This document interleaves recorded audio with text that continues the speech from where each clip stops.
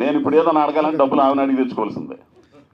Sir శివగారు, sir ఇప్పుడు ఆయన handle చేయడం అంత ఈజీ ఏం కాదు. అక్కడే తిడతా ఉంటాడు. ఇప్పుడు స్టేజ్ ముందు ఇంతమంది ఉన్నారు, అట్లా మాట్లాడేస్తున్నాడు ఓపెన్గా.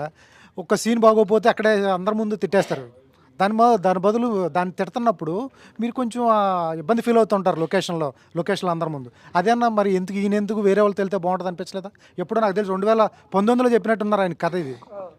లేదండి, తిట్టడం అంటూ అదే ఉండదండి. అది కొంచెం హార్ష్గా ఉంటుంది కానీ తిట్టడాలు అనే పర్సనల్గా ఏమి ఉండదండి.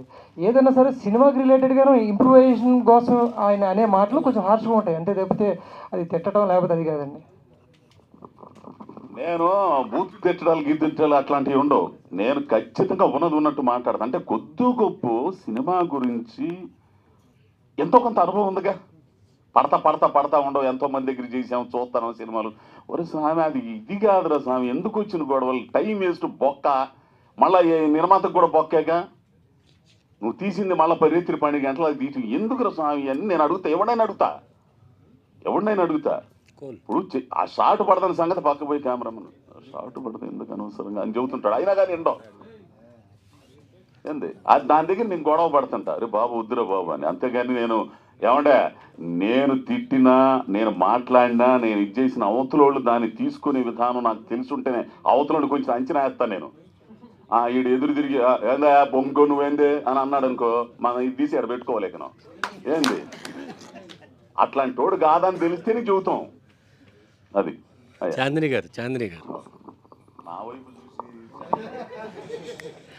చాందిని చౌదరి తెలుగు తెరకి తెలుగు అమ్మాయి పరిచయం అయ్యారు. కలర్ ఫోటోలో మీరు మీ అద్భుత నటన చూసి ఎక్కడో ఉంటారనుకున్నాం. తెలుగు నిర్మాతలు మిమ్మల్ని ప్రోత్సహించట్లేదా? తెలుగు సినిమా ఆఫర్స్ రావట్లేదా? ఏంటి వెనకబాటుతనం?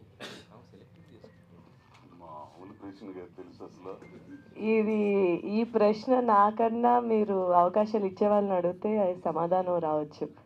బికాజ్ నేను కూడా రిసీవింగ్ ఎండ్లోనే ఉన్నా కాబట్టి. కానీ వచ్చే సినిమాలు వస్తూనే ఉన్నాయి. మంచి ప్యాషనేట్ ఫిల్మ్ మేకర్స్ ఎప్పుడు నాతో పనిచేయడానికి ఇష్టపడుతున్నారు. కొత్త సినిమాలు చేసేవారు ఇష్టపడుతున్నారు. కొంచెం భిన్నంగా ఉన్న స్క్రిప్ట్స్ కానీ, భిన్నంగా ఉన్న క్యారెక్టరైజేషన్స్ కానీ చేయటానికి ఇష్టపడుతున్నారు. సో ఒక పరంగా మంచిదే, ఒక పరంగా మీరు అడిగిన క్వశ్చన్ కూడా వాస్తవమే. చూద్దాం.